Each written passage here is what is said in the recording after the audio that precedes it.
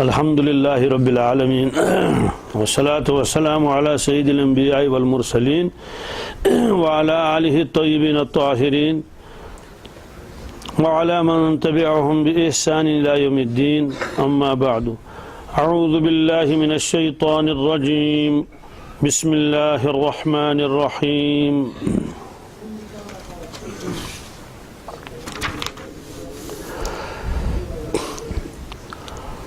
ومن الناس من يقول آمنا بالله وباليوم الآخر وما هم بمؤمنين صدق الله المولانا العظيم۔ اس سے پہلے 7 آیتیں سورہ بقرہ کی ہو چکی ہیں۔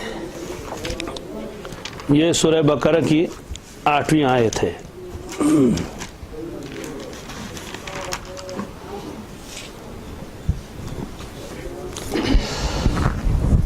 یہ ایک پہلا رکوع اس کا ختم ہو گیا، یہاں سے دوسرا رکوع شروع ہو رہا ہے وَمِنَ النَّاسِ سے۔ اس کا ترجمہ ہے وَمِنَ النَّاسِ مَن يَقُولُ آمَنَّا بِاللَّهِ وَبِالْيَوْمِ الْآخِرِ۔ وَمِنَ النَّاسِ لوگوں میں سے کچھ لوگ ایسے بھی ہیں من یقول جو کہتے ہیں آمنا باللہ ہم ایمان رکھتے ہیں اللہ پر، وبالیوم الآخر اور آخرت کے دن پر، وما ہم بمؤمنین حالانکہ وہ ایمان والے نہیں ہیں۔ یہ اللہ تبارک تعالیٰ نے فرمایا۔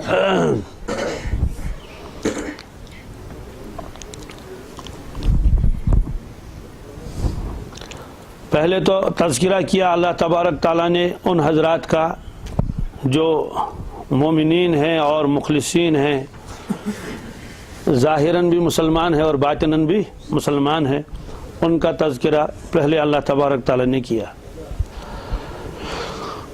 اس کے بعد 2 آیتوں میں اللہ تبارک تعالیٰ نے ان لوگوں کا تذکرہ کیا جو کافر ہیں، ظاہراً بھی اور باطناً بھی، دل میں بھی کفر ہے اور زبان پر بھی کفر ہے، انہوں نے کبھی بھی اسلام کا اظہار زبان سے نہیں کیا۔ یہ دوسرا طبقہ ہے۔ ان کے بارے میں تو 2 آیتیں اللہ تبارک تعالیٰ نے فرمائی۔ اس کے بعد منافقین کا تذکرہ ہے، چونکہ ان کی خباثت زیادہ ہے اس لیے تقریباً 13 آیتوں میں ان کا تذکرہ اللہ تبارک تعالیٰ نے کیا ہے۔ ان کی حالت بیان کی کہ ان کی حالت کیسی ہے، اور ان کا تذکرہ جگہ جگہ قرآن پاک میں ہے۔ کفار کا بھی تذکرہ ہے، ان کا تذکرہ زیادہ ہے۔ مکہ المکرمہ میں 2 ہی طبقے تھے، ایمان والے اور کافر، بس تیسری کوئی جماعت وہاں نہیں تھی۔ جو مسلمان ہو گئے مسلمان ہو گئے، جو نہیں ہے تو وہ کھلم کھلا کافر تھے۔ البتہ بہت سارے لوگ ایسے تھے وہ دل سے تو مسلمان ہو چکے تھے لیکن ڈر کی وجہ سے وہ اسلام کا اظہار نہیں کر سکتے تھے۔ اللہ کے نبی صلی اللہ علیہ وسلم کے ساتھ ان کو ہمدردی تھی اور ان کے ساتھ محبت بھی تھی، دشمنی بھی نہیں رکھتے تھے، ان کو صحیح سمجھتے تھے، حق پر سمجھتے تھے، لیکن دباؤ اتنا تھا کہ وہ اپنے اسلام کا اظہار نہیں کر سکتے تھے، ڈر زبردست تھا مکہ المکرمہ میں۔ لیکن جن لوگوں نے اظہار کیا تھا سچے پکے مسلمان، تو انہوں نے سختی بھی بہت اٹھائی، جیسے ایک گاٹھی میں کئی سال تک ان کو بند کر کے رکھا گیا، بیکاٹ ان کے ساتھ کفار نے کی۔ اس کو شعب ابی طالب کہتے ہیں، بالکل وہ حصہ جو ہے آج اس کو غزہ کہتے ہیں، کعبۃ اللہ کے بالکل قریب میں۔ شعب کے معنی آتے ہیں گاٹھی، گاٹھی کا مطلب ہے کہ ادھر سے بھی ایک پہاڑ ہے ادھر سے بھی ایک پہاڑ ہے، درمیان میں کچھ تھوڑی سی جگہ ہے، عرب والے اس کو شعب کہتے ہیں، تو اس کو شعب ابی طالب کہتے ہیں۔ اس میں رسول اللہ صلی اللہ علیہ وسلم کے حقیقی چچا جناب ابو طالب نے ساتھ دیا رسول اللہ صلی اللہ علیہ وسلم کا، حالانکہ اسلام قبول نہیں کیا تھا لیکن ساتھ دیا رسول اللہ صلی اللہ علیہ وسلم کا، اور اس گاٹھی کا نام ہی پھر شعب ابی طالب رکھا گیا۔ تو مکہ شریف میں تو یہ تھا، جیسے حضرت عباس تھے رضی اللہ تعالیٰ عنہ، اندر سے مسلمان ہوئے تھے لیکن اظہار ہی نہیں کر پاتے تھے، اور بھی لوگ تھے۔ تو باقی دو ہی چیزیں تھیں، یا تو کفر تھا یا تو اسلام تھا۔ مدینہ طیبہ جب تشریف لائے اللہ کے نبی صلی اللہ علیہ وسلم، وہاں کیا ہوا، وہاں کے جو اصل رہنے والے تھے وہاں ایک تو تھے وہ جو پہلے کافر تھے، ان کے دو بڑے وہاں قبیلے تو چھوٹے چھوٹے بہت تھے، لیکن دو گروپ تھے، ان کے دو بڑی جماعتیں تھیں۔ ایک کا نام تھا بنو اوس، ایک کا بنو خزرج۔ تو اوس اور خزرج یہ تھے۔ تو رسول اللہ صلی اللہ علیہ وسلم جب مدینہ طیبہ تشریف لائے، بہت سارے لوگ مسلمان پہلے ہوئے تھے۔ پہلے وہ کیسے مسلمان ہو گئے تھے جب ابھی رسول اللہ صلی اللہ علیہ وسلم وہاں تشریف ہی نہیں لے گئے تھے؟ اس کی وجہ تھی وہ لوگ جب حج کرنے کے لیے آتے تھے مکہ المکرمہ، وہاں اللہ کے نبی صلی اللہ علیہ وسلم سے ملاقات ہوتی تھی مینا میں۔ اپنے اپنے اعتبار سے وہ لوگ حج کرتے تھے، زیارت کرتے تھے، اور وہاں ایک باقاعدہ میلہ بھی لگتا تھا، گانے والے آ کے گاتے تھے، اور سامان بیچنے والے سامان بیچنے کے لیے آتے تھے، خریدنے والے خریدنے کے لیے آتے تھے۔ ایسے ہی پہلوانوں کی کشتیاں بھی وہاں ہوتی تھی، یہ سب چیزیں وہاں ہوتی تھی۔ تو اسی حج کے زمانے میں اللہ کے نبی صلی اللہ علیہ وسلم چپکے سے مکہ شریف سے نکل کر مینا تشریف لے جاتے تھے۔ تو وہاں قبیلے الگ الگ بیٹھتے تھے، یہاں ایک قبیلہ ہے، وہاں ایک قبیلہ ہے، وہاں ایک قبیلہ ہے، اپنے خیمے لگا رکھے ہیں انہوں نے، کئی روز تک وہ وہاں رہتے تھے۔ تو رسول اللہ صلی اللہ علیہ وسلم جا کے ان سے ملاقات کرتے تھے۔ تو ایک سال ملاقات ہو گئی تو چند افراد مسلمان ہو گئے، بعض روایتوں میں ہے کہ 12 اشخاص مسلمان ہو گئے۔ وہ مدینہ شریف تشریف لے گئے، مدینہ طیبہ کے رہنے والے تھے۔ پھر وہاں سے اگلے سال اور حضرات وہاں آ گئے تو 72 آدمی مسلمان ہو گئے۔ اس طرح سے یہ سلسلہ چلتا رہا، تو مدینہ طیبہ میں اچھی خاصی تعداد ہو گئی مسلمانوں کی۔ زیادہ احکامات تو معلوم تو نہیں تھے، لیکن کلمہ پڑھ لیا اور کچھ چیزیں اللہ کے نبی صلی اللہ علیہ وسلم کو بتا دی، یہاں تک کہ کئی سال ہو گئے تو بہت سارے لوگ وہاں مسلمان ہو گئے۔ ظاہر سی بات ہے، جب گھر کا بڑا مسلمان ہو جائے گا تو جو باقی افراد ہوتے ہیں ان کا مسلمان بننا تو پھر آسان ہے۔ پھر انہوں نے اللہ کے نبی صلی اللہ علیہ وسلم کو یہ دعوت دی کہ حضرت آپ تشریف لائیں مدینہ طیبہ، یہاں آپ کو تنگی بہت ہو رہی ہے، سختی بہت ہو رہی ہے، پریشانیاں ہیں، کام کرنے نہیں دیتے ہیں یہاں کے قریش کفار، آپ وہاں تشریف لائیں۔ تو رسول اللہ صلی اللہ علیہ وسلم فرمایا ٹھیک ہے، مشورہ کر لیتے ہیں۔ تو انہوں نے اپنے چچا جان سے بھی ملا لیا، حضرت عباس سے، کہ میرے چچا جان سے ملاقات کر لو، ان سے ملو۔ وہ آئے اور مینا میں ان سے ملے۔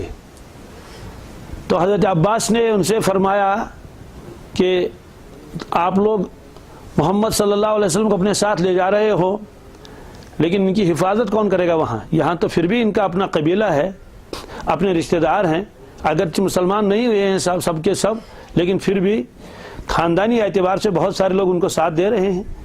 جیسے خود حضرت عباس اسلام قبول نہیں کیا تھا، لیکن ہمدردی تھی، تو وہاں ان کا کوئی ہوگا ہی نہیں۔ اور پھر دوسری بات، یہاں سے لے کر یہ وہاں تشریف لے جائیں گے تو پھر آپ کو معلوم ہے سارے جزیرۃ العرب سے تو گویا کہ لڑائی مول لینی ہے، ساری لوگ ان پر حملہ کرنے خاطر تم ساتھ کیا کیسے؟ تو ان لوگوں نے کہا کہ حضرت ہم تو اپنے آپ کو قربان کر دیں گے، اپنے اولاد کو، اپنے مال جان کو ان پر لگا لیں گے، ایسی کوئی بات نہیں ہے، ہم وعدہ کر لیتے ہیں۔ تو انہوں نے گویا وعدہ کر لیا، اطمینان کا اظہار ہوا۔ آپ نے فرمایا ٹھیک ہے۔ تو اللہ کے نبی صلی اللہ علیہ وسلم نے فرمایا اب میں انتظار میں رہوں گا، جب اللہ تعالیٰ کی جانب سے حکم آئے گا تو میں پہنچ جاؤں گا۔ تو اس کے بعد حکم آ گیا کہ آپ ہجرت کو فرما لیں۔ اس سے پہلے اللہ کے نبی صلی اللہ علیہ وسلم نے بعض حضرات کو ہجرت کی اجازت دی تھی حبشہ، جیسے حضرت عثمان غنی رضی اللہ تعالیٰ عنہ اور ان کی اہلیہ محترمہ اور بھی کچھ افراد، وہ تو حبشہ چلے گئے تھے، تو بعد میں ایک مرتبہ واپس بھی آ گئے۔ اللہ کے نبی صلی اللہ علیہ وسلم اب پہنچے مدینہ طیبہ۔ مدینہ طیبہ کے لوگوں نے زبردست استقبال کیا اور بڑے خوش ہو گئے، لیکن کچھ لوگ ایسے تھے جو چاہتے نہیں تھے کہ آپ صلی اللہ علیہ وسلم وہاں تشریف لائیں، ان میں دو شخص تھے خاص طور سے. یہ دونوں خزرجی تھے. ایک سردار تھا ان کا، اس کا نام تھا عبداللہ ابن ابی ابن سلول.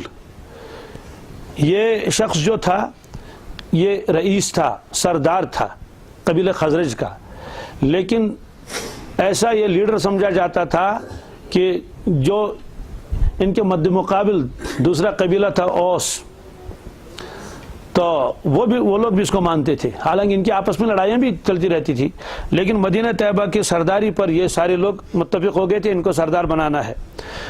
تو جب کسی کو سردار بناتے تھے اس کے لیے وہ تاج بھی اس کو پہناتے تھے.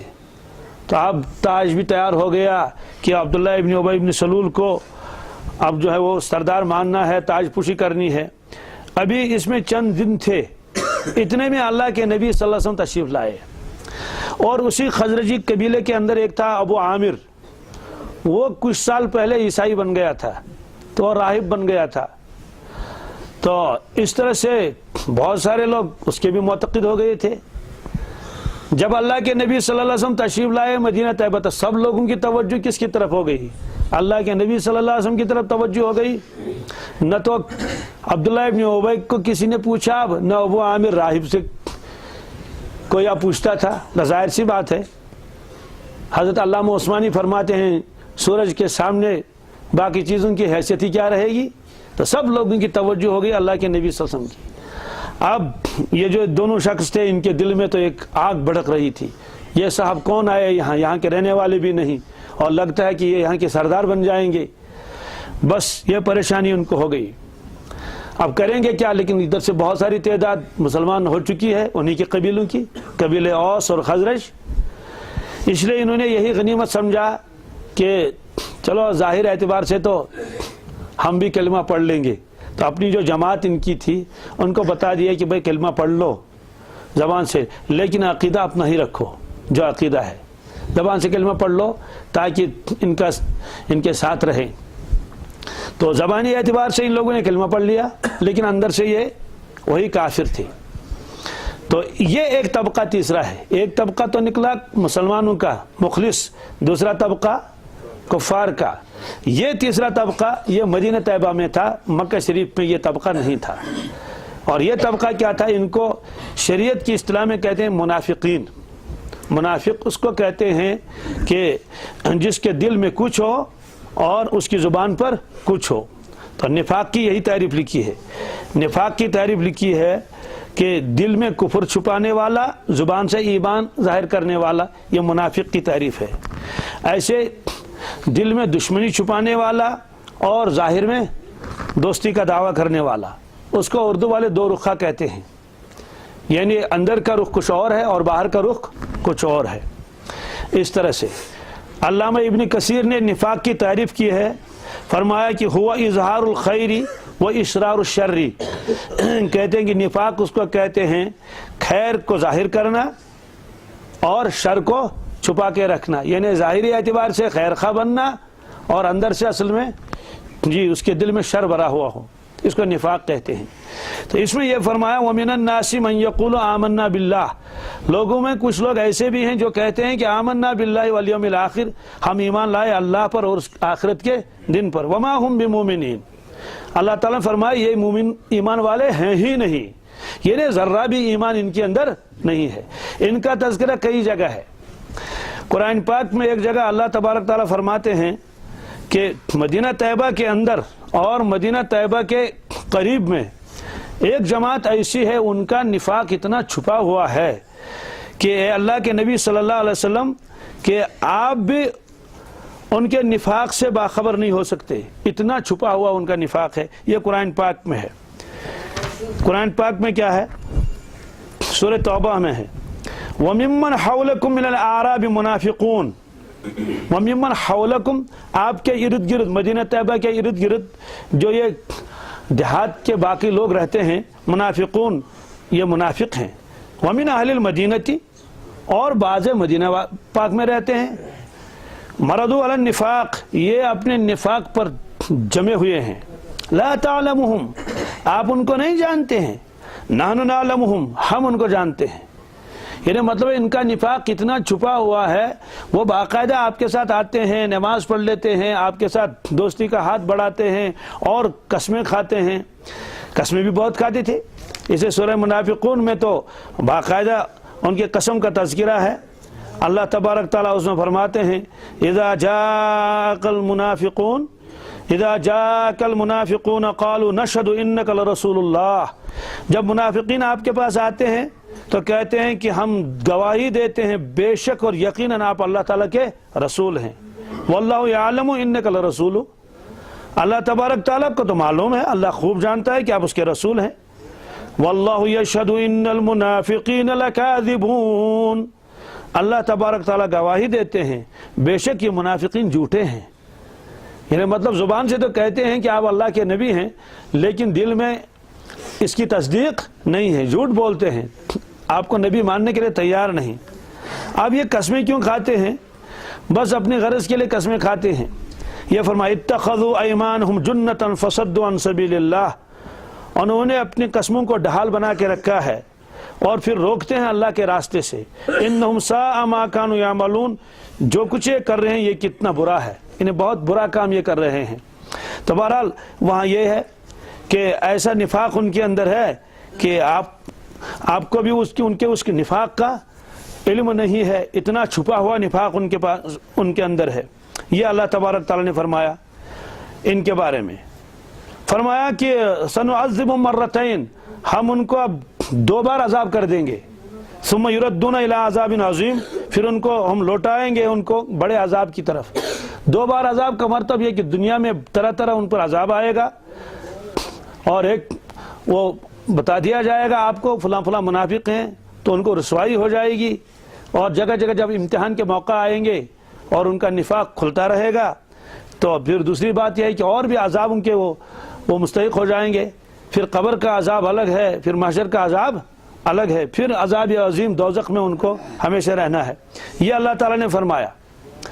تو ایک جگہ قرآن پاک نے فرمایا کہ وہ کفار ایسے ہیں کہ وہ آپ کے خدمت میں آ جاتے ہیں اور وہ قسمیں کھاتے ہیں، لیکن اگر ہم چاہیں تو ہم آپ کو دکھائیں گے یہ ہے وہ۔ ویسے تو آپ اپنے نور باطن سے ان کے باتوں سے اور ان کے چال ڈھال سے معلوم کر لیں گے۔ یہ فرمایا وَلَوْ نَشَاءُ لَأَرَيْنَاكَهُمْ، اگر ہم چاہیں گے تو ہم آپ کو دکھلائیں گے۔ فَلَا عَرَفْتَهُمْ بِسِيمَاهُمْ، آپ ان کو ان کے چہروں سے پہچانیں گے۔ وَلَتَعْرِفَنَّهُمْ فِي لَحْنِ الْقَوْلِ، اور ان کے باتوں سے بھی آپ کو اندازہ ہو جائے گا یہ سچا مسلمان نہیں ہے۔ اسی کی جو سچا ہوتا ہے اس کو قسمیں کھانے کی ضرورت ہی نہیں، جو مخلص ہوتا ہے اس کا تو انداز ہی ایسا ہوتا ہے، آپ تو معلوم ہو جائے گا آپ کو۔ تو بہرحال اب ہوا کیا کہ یہ عبداللہ ابن ابی ابن سلول جو تھا یہ بھی پریشان ہو گیا، اس لیے انہوں نے اپنی جماعت کو اور مضبوط کیا اندر سے۔ تو جب جنگ احد ہوا، سب کو معلوم ہے، اللہ کے نبی صلی اللہ علیہ وسلم مدینہ طیبہ سے تشریف لے گئے اور پہلے مشورہ ہوا کہ کیا کریں گے، مدینہ طیبہ میں رہ کر لڑنا ہے یا مدینہ طیبہ سے باہر نکلنا ہے، کسی کفار تو نزدیک پہنچ چکے ہیں احد کے میدان کے قریب۔ مشورہ ہوا، مشورے میں بعض لوگوں نے رائے دی کہ باہر نکل کر لڑیں گے۔ اس کی وجہ کیا تھی؟ اس کی وجہ کہ جنگ بدر میں سارے لوگ شامل نہیں تھے، تو جو نوجوان قسم کے لوگ تھے وہ تو چاہتے تھے کہ ہم باہر جا کر لڑیں اور ان کو دکھائیں۔ اسی میں بہت سارے صحابہ کرام کو آپ نے واپس نکالا جو کم عمر تھے، اس میں عبداللہ بن عمر بھی تھے اور اس طرح کے بہت سارے لوگ تھے، تو ان کو آپ نے واپس نکالا، یہ چھوٹے ہیں 14 سال کے، ان کو واپس کر دیا۔ تو اس طرح سے، اور جو بالغ تھے ان کو فرمایا ٹھیک ہے۔ تو رافع ابن خدیج تھا، وہ واقعہ آپ نے سنا ہوگا، وہ ذرا پنجوں کے بل کھڑے ہو گئے کیونکہ قد کے لمبے تھے لیکن عمر زیادہ نہیں تھی، ان کو اجازت دی چلو، تو بہرحال گئے۔ تو اس میں مشورہ ہوا کہ باہر جا کر لڑیں گے، لیکن یہ عبداللہ ابن ابی جو تھا اس نے ایک مشورہ کیا کہ نہیں، مدینہ طیبہ میں رہ کر لڑیں گے، یہ انہوں نے مشورہ دیا تھا۔ اللہ کے نبی صلی اللہ علیہ وسلم کی رائے بھی تھی مدینہ طیبہ میں ہی رہ کر مقابلہ کریں گے۔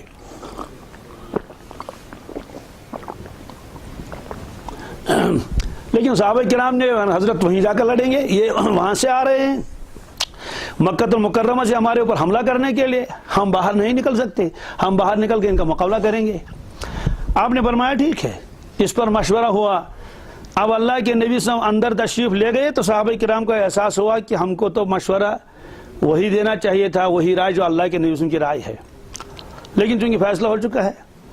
اب اللہ کے نبی صلی اللہ علیہ وسلم وہاں سے نکلے زرہ پہنے ہوئے، تو صحابہ کرام نے عرض کیا حضرت ہم سے غلطی ہو گئی، تو ہم نے اصرار زیادہ کیا باہر جائیں گے لڑنے کے لیے، کیونکہ جوش بہت تھا کہ بدر میں شریک بہت نہیں ہوئے تھے، غصہ تو تھا ہی کفار کے اوپر، اشداء علی الکفار، اس لیے حضرت اب یہی لڑیں گے مدینہ طیبہ میں رہ کر۔ آپ نے فرمایا نہیں، اللہ کا نبی جب زرہ پہنتا ہے، ہتھیار پہنتا ہے، پھر وہ اتارتا نہیں، پھر وہ اتارتا، اس لیے وہیں جانا ہے، اس لیے نکلے۔ یہ جو عبداللہ ابن ابی جو تھا، اس کی جماعت اتنی بڑی تھی، یہ جب نکلے آدھے راستے سے واپس آ گئے، اس کا تذکرہ قرآن پاک میں اور آگے آئے گا۔ کہنے لگے کہ ہے ایسا مرنے کا سن، یہ جنگ کہاں ہے تو مرنا ہے، وہاں سے تو اتنے لوگ آ رہے ہیں۔ یہ کہہ کر اپنی جماعت کو واپس لے آیا 300 آدمیوں کو، کتنے؟ اس کی وجہ سے صحابہ کرام کو بڑی پریشانی ہو گئی، اس لیے کہ تقریباً 1/3 جو لڑنے والے تھے تو واپس آ رہے ہیں۔ تو بہت لوگوں نے اس کو سمجھایا ایسا مت کرو، اس موقع پر دھوکہ مت دے دو، اس نے بالکل نہیں مانا، اور بہانہ کیا بنایا؟ بہانہ بنایا کہ میری رائے کے خلاف کیوں ہوا، کیونکہ ان کی رائے تھی کہ وہاں نہیں نکلیں گے، چونکہ اس کو لڑنا ہی نہیں تھا، وہ چاہتا تھا کہ بھائی لڑیں کیوں، اور اب وہ سوچ رہا تھا کہ ادھر سے تو کفار بہت آئے ہیں، اور یہ چاہتا تھا کہ مسلمان سب ختم ہو جائیں اسی جنگ میں، اس کو پھر سرداری مل جائے گی، تو اس وجہ سے وہ بھی دشمن ہوا۔ اور اس طرح سے ابو عامر جو تھا اس نے بھی زبردست دشمنی کی، اور ایک موقع کے اوپر پھر انہوں نے ایک مسجد بھی بنائی قباء کے قریب۔ آپ حضرات کو تو معلوم ہے اللہ کے نبی صلی اللہ علیہ وسلم جب ہجرت کر کے مدینہ طیبہ پہنچے، مدینہ طیبہ سے پہلے آپ نے قیام کیا ایک جگہ، اس کو قباء کہتے ہیں، کیا جی یہ ایک قبیلہ ہے وہاں، تو اس مسجد کا نام قباء رکھا، اب اس بستی کا ہی نام قباء ہے، وہاں انہوں نے مسجد بنائی۔ اس کے بعد آپ مدینہ طیبہ تشریف لے گئے، وہاں مسجد بنائی۔ تو قباء کے قریب میں یہ ابو عامر رہتا تھا، تو ابو عامر کی بڑی جماعت تھی وہاں۔ ابو عامر نے بہت نقصان پہنچایا زبردست، یہودی مدینہ کے ساتھ ملا، یہ بھی اور عبداللہ ابن ابی بھی، یہود نے زبردست ساتھ دیا ان دو افراد کا، اس لیے ابو عامر نے ہی وہ مسجد بنائی تھی جس کو مسجد ضرار کہتے ہیں، قرآن پاک میں اس کا تذکرہ ہے۔ تو ابو عامر نے کہا دیکھو میں ملک شام جا رہا ہوں، میں وہاں سے رومیوں کے ساتھ بات کر لوں گا اور آ کے مسلمانوں پر حملہ کر لیں گے، اس لیے کہ اب تو یہ زیادہ مضبوط ہو رہے ہیں، لیکن میرے خطوط کہاں پہنچیں گے آپ کے پاس، آپ مشورہ کہاں کریں گے؟ مشورہ نہیں کر سکتے، اس لیے مسجد کے نام پر ایک مسجد بنا لو، ایک عمارت۔ انہوں نے کہا ٹھیک ہے، تو ابو عامر کے مشورے سے ایک مسجد بنا دی قباء کے قریب۔ مسجد جب بن گئی تو اور چال یہ کی کہ اللہ کے نبی صلی اللہ علیہ وسلم سے پہلی نماز پڑھوا لینا، کیا منافقین سے کہا، تاکہ اس کی وجہ سے بہت سارے مسلمان اسی مسجد میں آیا کریں گے اور ان کو ہم پھر واپس لانا ہمارے لیے سہل اور آسان ہوگا۔ یہ چال انہیں چلائی، تو مسجد تو بن گئی۔ اللہ کے نبی صلی اللہ علیہ وسلم کی خدمت میں آگے حضرت آپ نماز پڑھا دیجئے۔ آپ نے فرمایا کہ میں تو اس وقت تبوک جا رہا ہوں، واپسی پر دیکھیں گے، کہ ٹھیک ہے۔ آپ صلی اللہ علیہ وسلم واپس تشریف لا رہے تھے تو یہ آیتیں نازل ہوئی، ابھی آپ وہاں گئے نہیں تھے، کیا والذین اتخذوا مسجدا ضرارا وکفرا وتفریقا بین المؤمنین، والذین اتخذوا مسجدا ضرارا، یا رسول اللہ صلی اللہ علیہ وسلم والذین اتخذوا مسجدا ضرارا، جنہوں نے بنائی، جن لوگوں نے بنائی ایک مسجد ضد پر، کس پر؟ نقصان پہنچانے کے لیے، وکفرا، اور وہاں بیٹھ کے کفر کی باتیں کریں گے اور مشورے کریں گے، وتفریقا بین المؤمنین، اور مسلمانوں کے درمیان پھوٹ ڈالنے کے لیے، کس کے لیے؟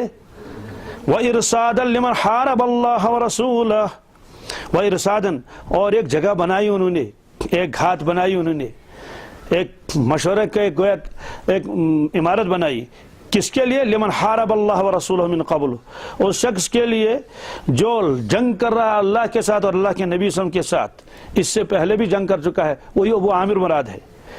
وَلَيَحْلِفُنَّ إِنْ أَرَدْنَا إِلَّا الْحُسْنَى، اور جب آپ ان سے پوچھیں گے یہ مسجد کیا بنائی تم نے، تو وہ لوگ قسمیں کھائیں گے، وَلَا يَحْلِفُنَّ، ضرور وہ قسمیں کھائیں گے، اِنْ أَرَدْنَا إِلَّا الْحُسْنَى، حضرت ہماری نیت اچھی تھی، ہم نے اس لیے مسجد بنائی کہ یہ بوڑھے وغیرہ وہاں مسجد قباء نہیں جا پاتے ہیں، دیر ہو جاتی، دور ہے وہ ذرا، اور بارش میں پریشانی ہوتی ہے، اس لیے ہم نے یہاں ایک مسجد بنائی تھی۔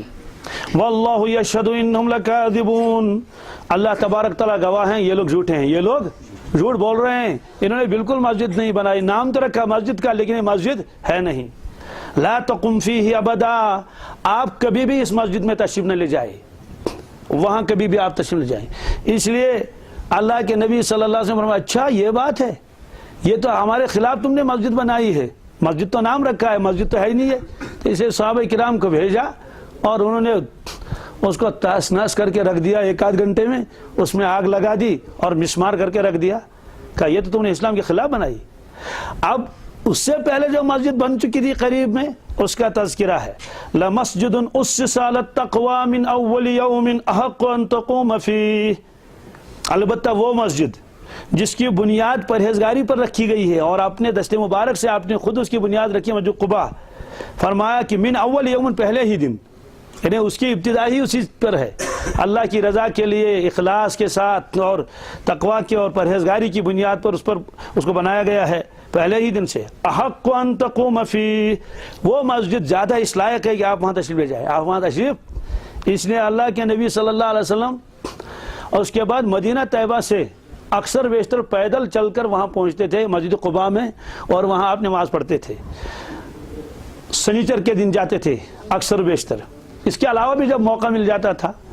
اس لیے آپ نے اس مسجد کی فضیلت کے بارے میں فرمایا جو اپنے گھر سے وضو کر کے آئے اور اس مسجد میں نماز پڑھ لے، ایک عمرے کا ثواب ملے گا۔ کتنے کا؟